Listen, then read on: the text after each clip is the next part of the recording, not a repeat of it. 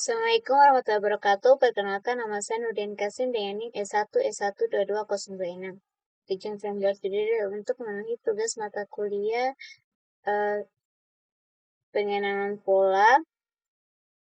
Langsung saja di bagian prediction analytical.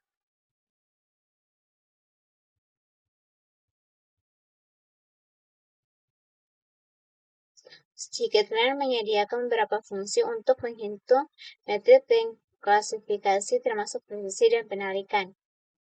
Langsung saja di bagian codingannya. Kita masuk di codingannya.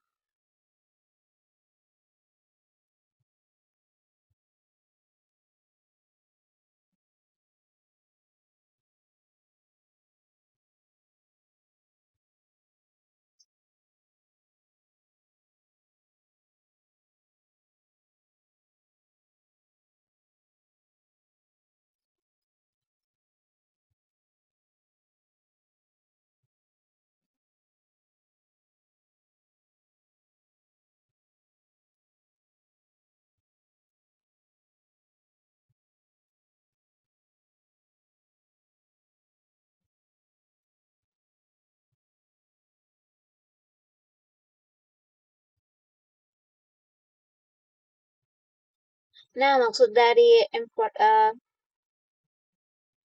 ini from scikit-learn itu kita akan mengimpor dua fungsi dari library scikit-learn, yaitu precision score dan recall score. Kedua fungsi ini digunakan untuk mengevaluasi kinerja sebuah model klasifikasi khususnya dalam konteks binary classification atau klasifikasi Douglas.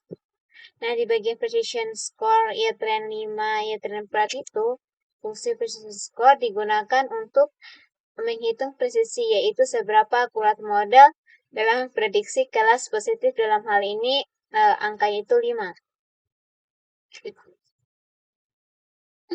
Kan rumus presisi itu dia precision true positif per true positif tambah false positif.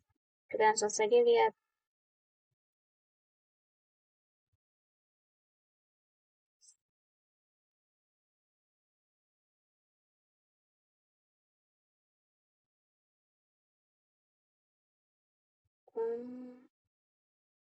Keren album.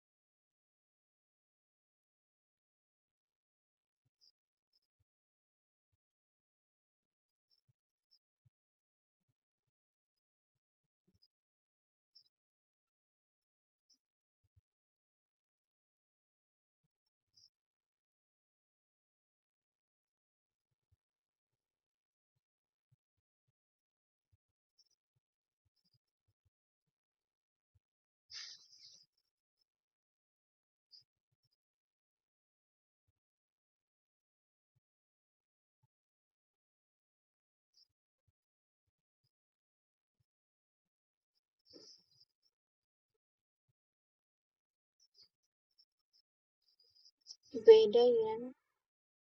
Di sini dia precision score-nya itu 0,72, sedangkan kursinya 0,83.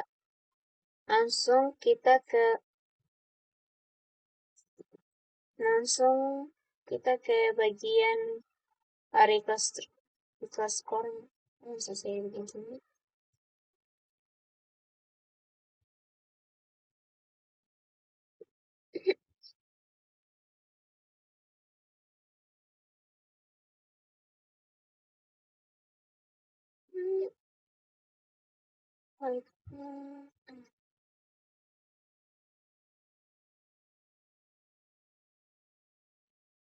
Recall score-nya dia 0,65, sedangkan 0,75.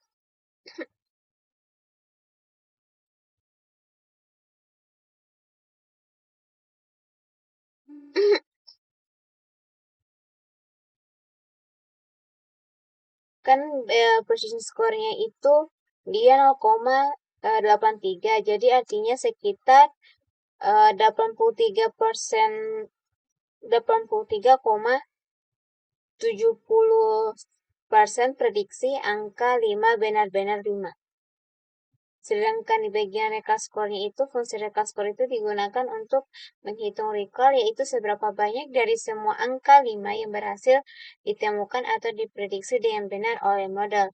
Rumus recall itu recall sama dengan true positif per true positif tambah false negatif.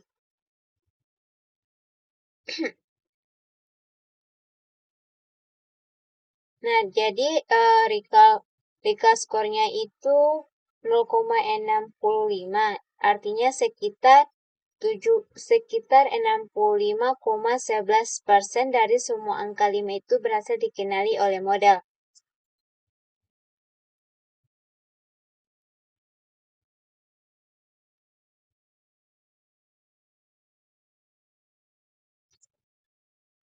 Untuk menghitung skor F1, untuk menghitung F1 score cukup kita panggil fungsi F1 score.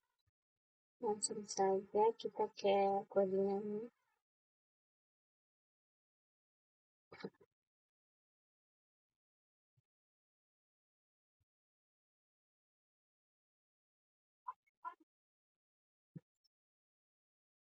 Nah, fungsi F1 score ini digunakan untuk menghitung nilai F1, yaitu rata-rata harmonis antara precision dan recall. Nilai ini memberikan keseimbangan antara keduanya.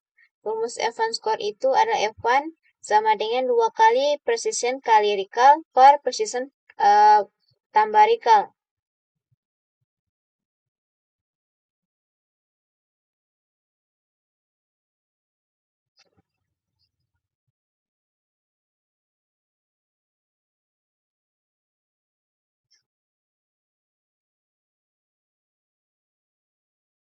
Nah, dari data sebelumnya kan prosesinya itu 0,83 dan recallnya itu 65. Jadi F1 score-nya itu dia 0,73. Berarti nilai F1 score itu 0,73, berarti model yang kita miliki itu keseimbangan yang cukup baik antara presisi dan recall dalam memprediksi angka 5. Semakin mendekati 1, maka kinerja modelnya semakin baik.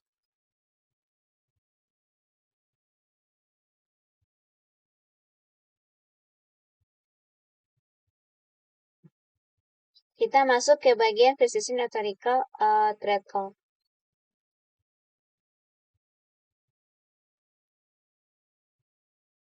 Untuk memahami trade-off ini, mari kita lihat bagaimana SGD classifier membuat keputusan klasifikasinya.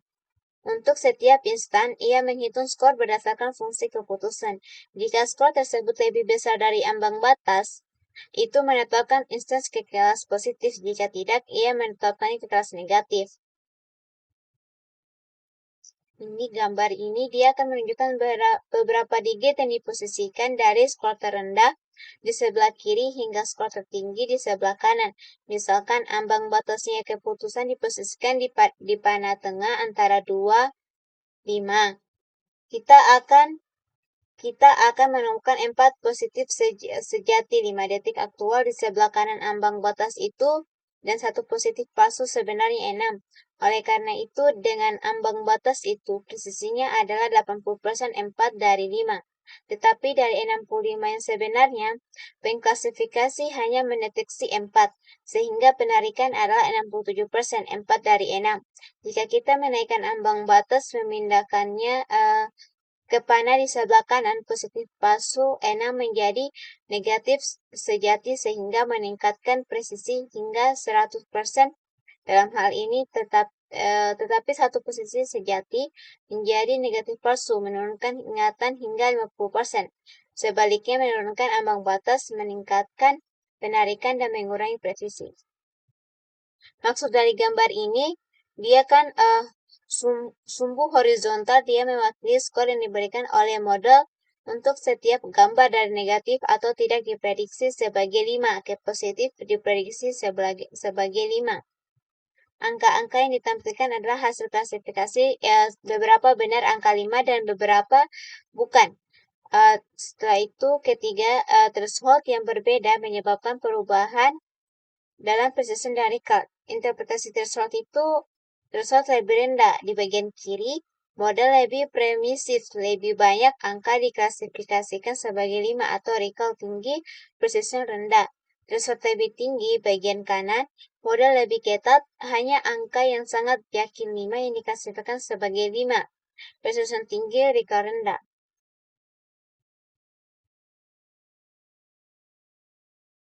Nah, hitungan precision dan recall di setiap threshold itu, threshold pertama atau paling kiri itu precisionnya sama dengan 6/8. Hasilnya itu 75%, dan recallnya itu 6/6 sama dengan 100%. Jadi artinya semua angka 5 ditemukan recall tinggi, tetapi ada beberapa kesalahan prediksi atau precisionnya itu lebih rendah. Nah, bagian threshold tengahnya itu precision 4/5 sama dengan 80% dan 4/6 sama dengan 67%. Artinya model lebih ketat mengurangi kesalahan prediksi, precision naik, tapi beberapa angka 5 terlewatkan, recall turun. Threshold paling kanan atau paling ketat, precisionnya itu 3/3 sama dengan 100%. Recallnya itu 3/6 sama dengan 50%. Model sangat selektif, hanya memprediksi 5 jika sangat yakin presisi tinggi tetapi banyak angka 5 yang tidak dikenali atau recall rendah. Jadi kesimpulannya itu, jika ingin kita menemukan semua angka 5 atau recall tinggi, maka threshold harus rendah.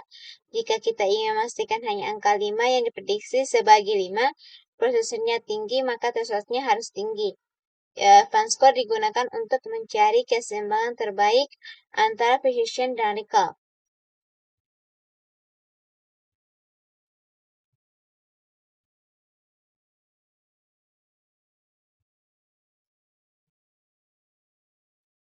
Sekitaran tidak mengizinkan kita menetapkan ambang batas secara langsung, tetapi memberi kita akses ke skor keputusan yang digunakannya untuk membuat prediksi. Alih-alih kita memanggil metode predik pengklasifikasi, kita dapat memanggil metode decision function-nya yang mengembalikan skor untuk setiap instan lalu menggunakan ambang batas apapun yang ingin kita buat prediksi berdasarkan skor tersebut. Langsung saja kita ke bagian codingan.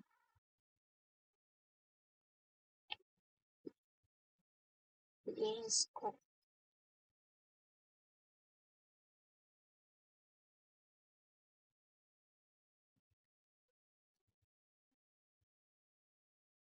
Plus D.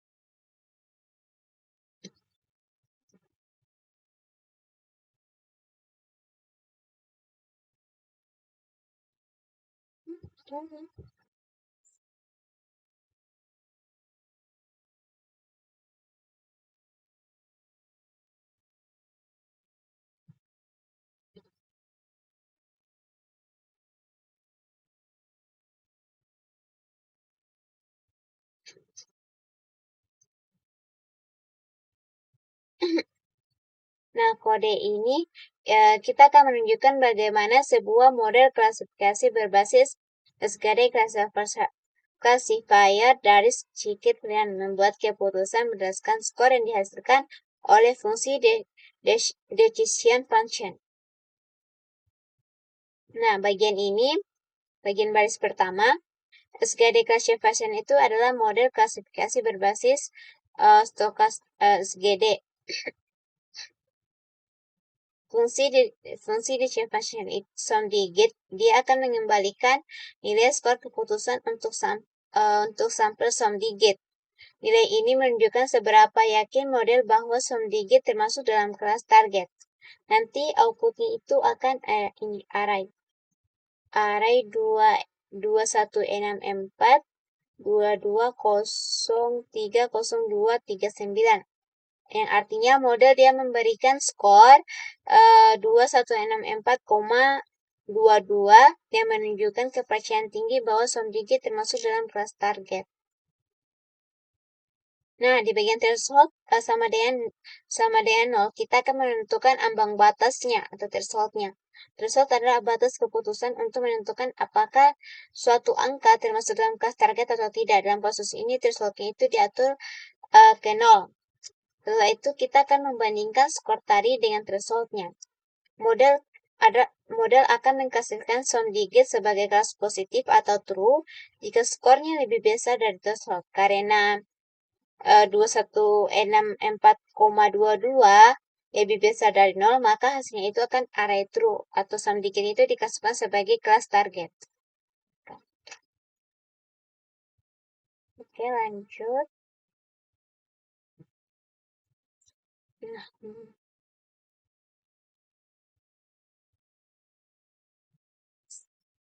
SGD classifier menggunakan ambang batas yang sama dengan 0, sehingga kode sebelumnya mengembalikan hasil yang sama dengan metode predict, yaitu true. Mari kita naikkan ambang batasnya. Kita naikkan sampai ke 8000.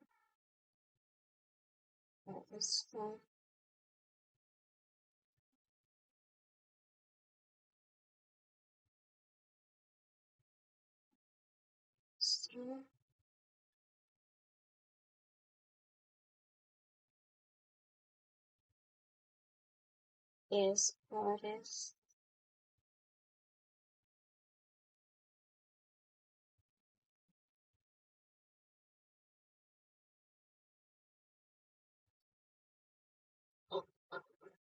Yes, keep back.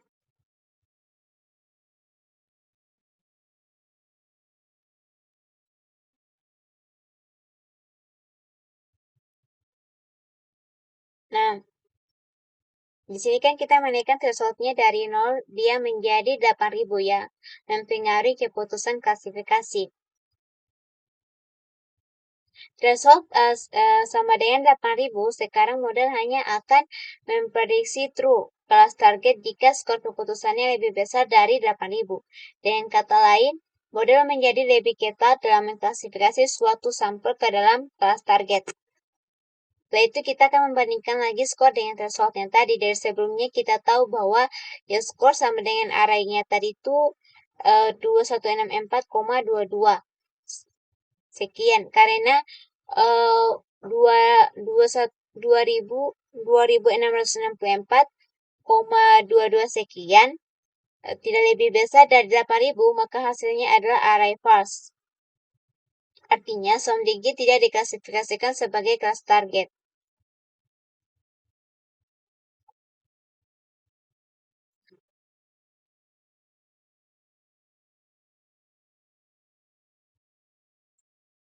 Ini menegaskan bahwa kita menaikkan ambang batas mengurangi penarikan.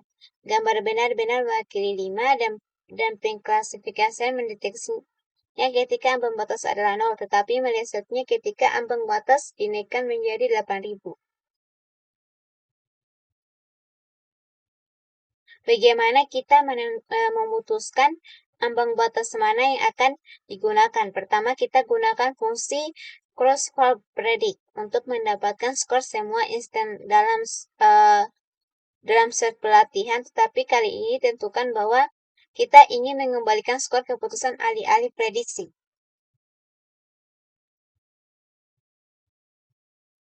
Lanjut kita ke bagian codingannya.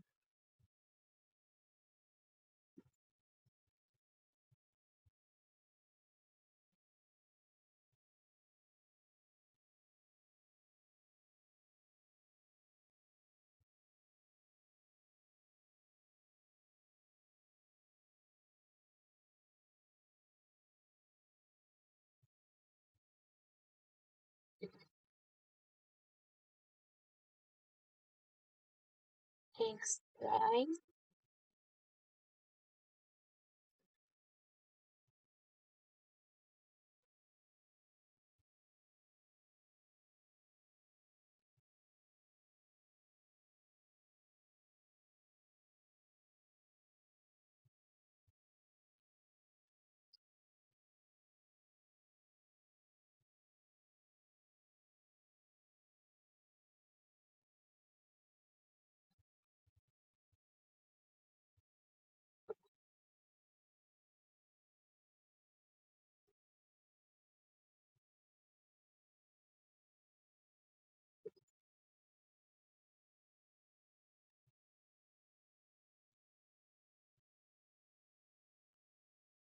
Nah, kode ini kita akan menggunakan cross-fault predict untuk menghitung skor keputusan atau decision consent score dari model SKD classifier dengan cross validation.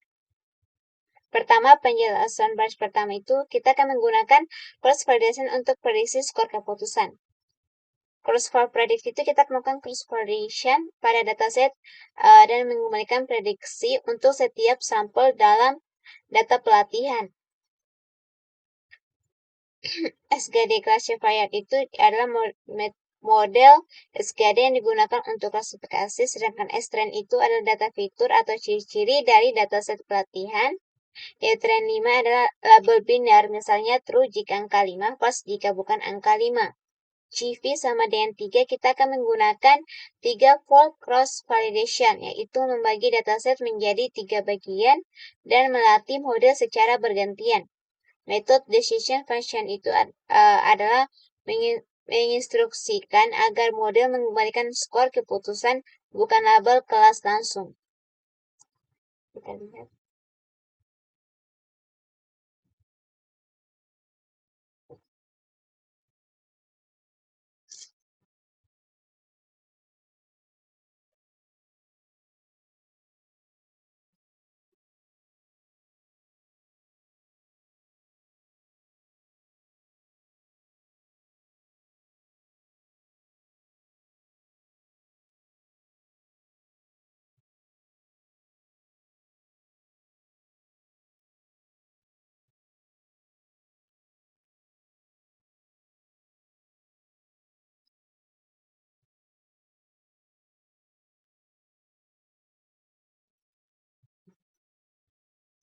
Nanti apa yang akan terjadi?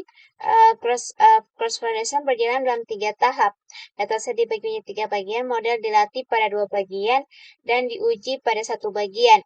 Dilakukan sebanyak 3 kali agar setiap bagian menjadi set uji sekali. Setiap sampel mendapatkan skor keputusan, bukan sekadar prediksi binar true atau false. Hasilnya nanti Y-score itu adalah array berisi skor keputusan untuk setiap sampel dalam STRAND. Jika skornya positif tinggi, modelnya yakin sampel termasuk kelas target. Jika skornya negatif, model yakin sampel bukan kelas target.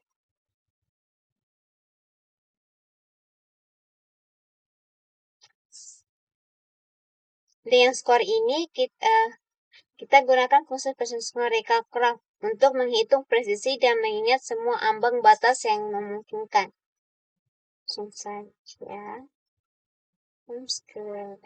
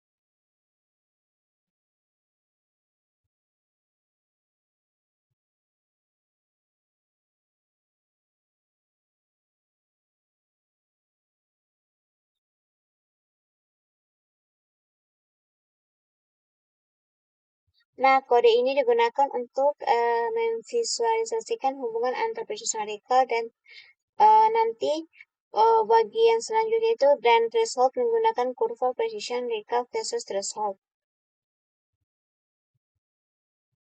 Kan pertama kita menghitung precision recall dan threshold. Precision recall curve Yetran 5 ya skor Yetran 5 itu laba target 1 jika angka 5, 0 jika bukan. Ya skornya itu skor keputusan diperoleh dari SKD classifier. Fungsi ini mengembalikan 3 nilai utama precision daftar nilai precision pada berbagai threshold recalls, daftar nilai recall pada berbagai threshold daftar threshold yang digunakan untuk menghitung precision dan recall. Itu kita akan membuat plot precision dan recall terhadap threshold. Plot.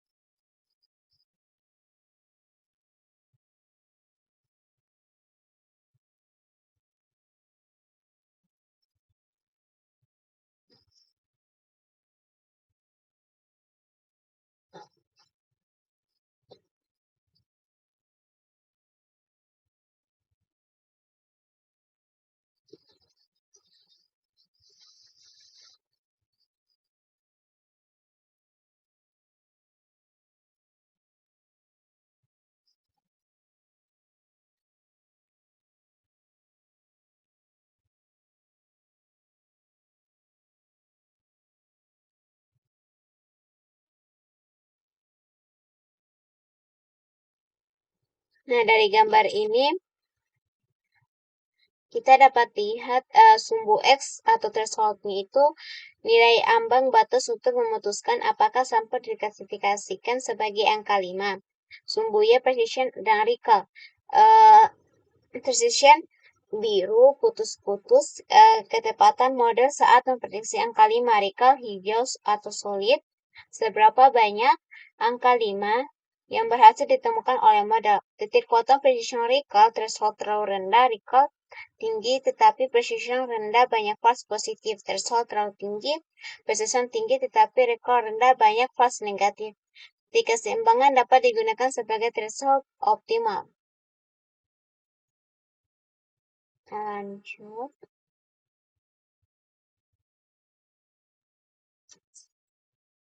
Cara lain untuk memilih trade-off presisi atau recall yang baik adalah dengan memplot presisi secara langsung terhadap penarikan seperti yang ditunjukkan pada gambar 3.5. Ambang batas yang sama seperti sebelumnya disorot. Nah, gambar ini dia akan menunjukkan kurva precision recall, presisi versus recall, yang menggambarkan hubungan antara precision dan recall pada berbagai threshold keputusan dalam model klasifikasi. Pertama, kita akan memahami kurva precision recall. Sumbu X recall seberapa banyak angka 5 yang berhasil ditemukan oleh model dari seluruh angka 5 yang ada.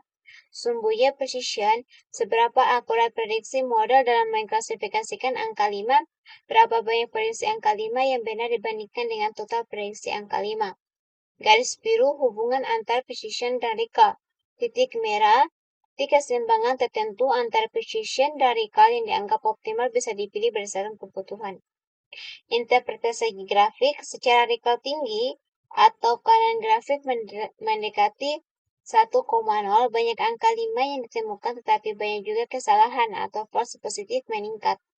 Precision menurun karena banyak prediksi angka 5 yang sebenarnya bukan angka 5.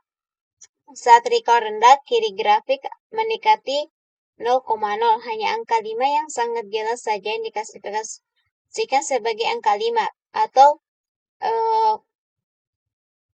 precision tinggi tetapi banyak angka 5 yang tidak terdeteksi. Titik merah dalam grafik threshold dipilih untuk keseimbangan antara precision dan recall. Pada titik ini recall sekitar 0,4 dan precision sekitar 0,85. Artinya model dapat mendeteksi sekitar 40% angka 5 yang sebenarnya ada dan dengan tingkat akurasi sekitar 85% pada prediksi angka 5.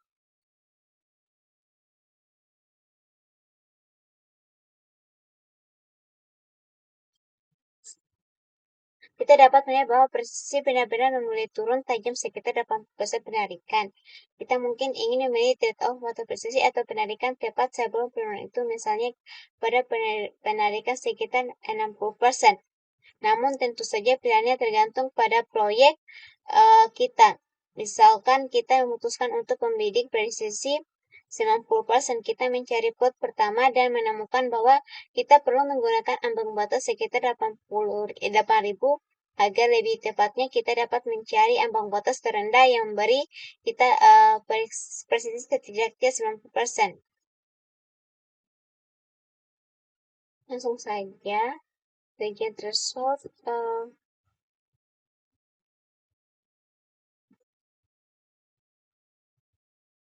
threshold.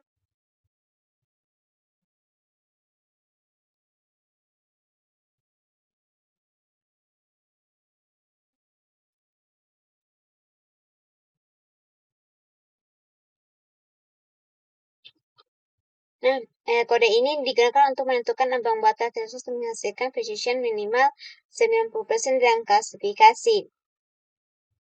Membuat area boolean bernilai true untuk semua nilai precision yang lebih besar atau sama dengan 90%. Dan PR Gauss yaitu mengembalikan indeks pertama di mana kondisi precision 0,90 terpenuhi. Artinya ini mencari titik pertama dalam area precision di mana precision mencapai atau melebihi 90%.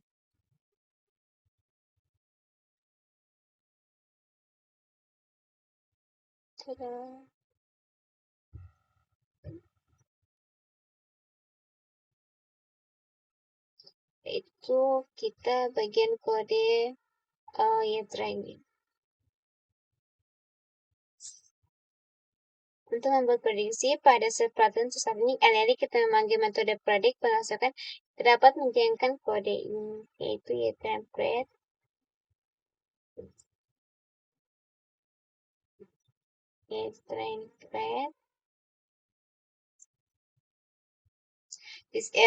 kode itu akan berfungsi untuk menghasilkan prediksi baru berdasarkan ambang batas threshold yang telah ditentukan sebelumnya agar precision mencapai minimal 90%.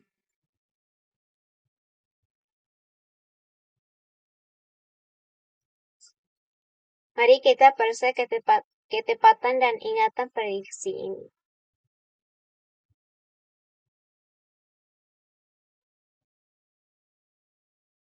Page 9 score get drive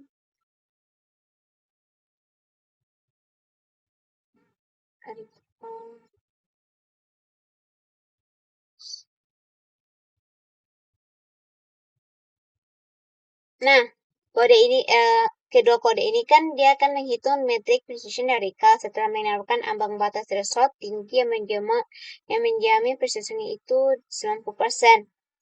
Nah, setelah dari hasilnya ini precision itu kan 0,9000 atau 90% interpretasi dari semua sampel yang diprediksi sebagai kelas positif itu benar-benar adalah 90% benar-benar ada 5%. Mengapa precisionnya tinggi? Karena thresholdnya yang kita gunakan tadi itu sangat tinggi. Hanya memprediksi yang memiliki skor keyakinan tinggi. Akibatnya jumlah false positif itu berkurang sehingga precisionnya meningkat. Recallnya itu sekitar 0,47. Interpretasinya itu dari semua sampel yang sebenarnya ada 5 hanya 47,98% yang berhasil dideteksi oleh model.